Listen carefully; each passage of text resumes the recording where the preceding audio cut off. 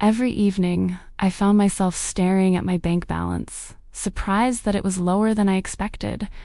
Even though the day felt ordinary, the numbers kept telling a different story.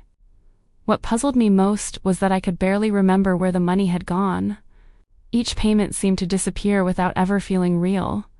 I started asking myself whether we were actually spending too much or simply paying too easily without noticing.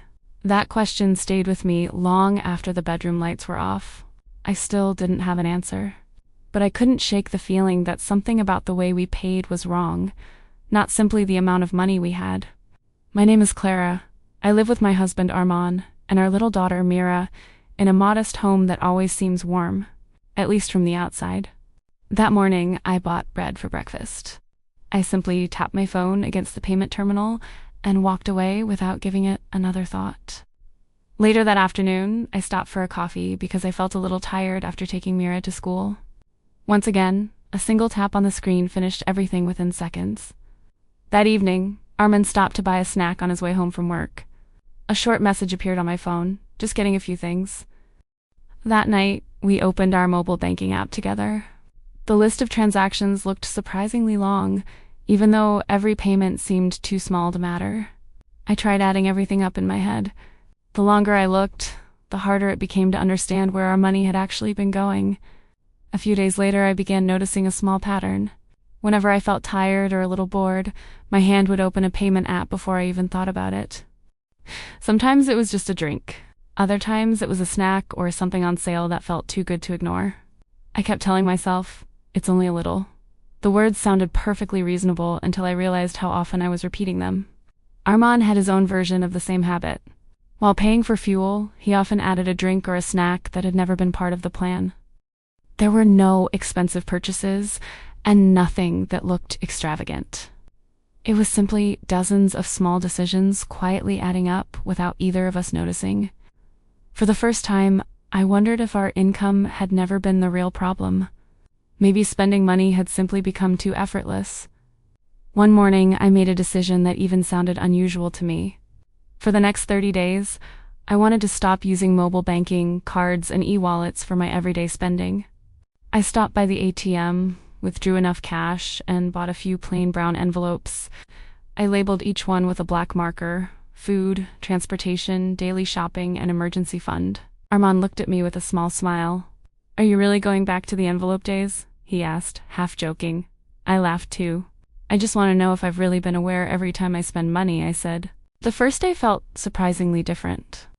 When I handed a cash bill to the cashier, my hand paused for a few seconds before letting go. In those few seconds, I noticed something I hadn't felt for a long time. Letting go of money was supposed to feel tangible after all. The days continued almost exactly as before.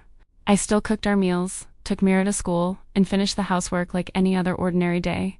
From the outside, nothing seemed different. But every time I opened the grocery envelope, I could immediately see the cash becoming thinner. One afternoon, after picking up Mira, I almost bought my favorite drink. My hand reached for my wallet, but I noticed there were only a few bills left inside the envelope. I quietly put the drink back on the shelf. Strangely, I didn't feel disappointed, only more aware that I didn't really need it. I started giving myself 5 quiet seconds before handing money to the cashier. In those brief moments, I silently asked whether this purchase was really worth my time and effort. Not every decision changed, but the more often I paused for a moment, the more small purchases quietly faded before they ever happened. About 2 weeks had passed. One afternoon, Mira noticed me sitting at the dining table, quietly counting cash before placing it back into the labeled envelopes. She sat beside me and looked at the envelopes for a moment. Then she asked with simple curiosity, "Mom, are you playing with money?" I smiled before answering her. "No, sweetheart. I'm learning how to make sure our money is enough for the things that really matter." Mira stayed quiet for a few seconds before speaking again. "That's why you don't buy coffee very often anymore?" I couldn't help smiling at what she said. It reminded me that children often notice far more than we expect. Her simple words stayed with me long after that conversation ended. Without realizing it, my small daily habits were quietly shaping the way Mira looked at money too. That night, I opened my spending notes from the past 2 weeks once again. The numbers had not changed much, but the way I felt about money had quietly become different. I finally understood something I had never noticed before. It was not digital payments that made me spend more, but how easily I stopped paying attention each time I spent money. A payment with one tap had always felt like moving numbers from one place to another. Handing over cash felt different, because every bill reminded me of the time and effort our family had given to earn it.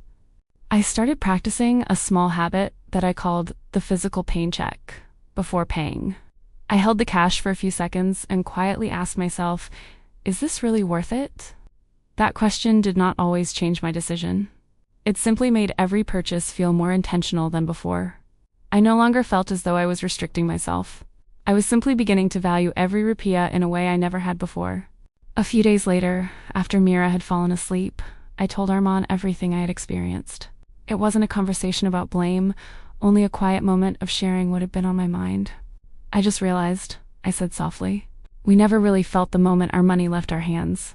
The thought settled between us without either of us rushing to answer. Arman nodded as he remembered several small purchases he had already forgotten about.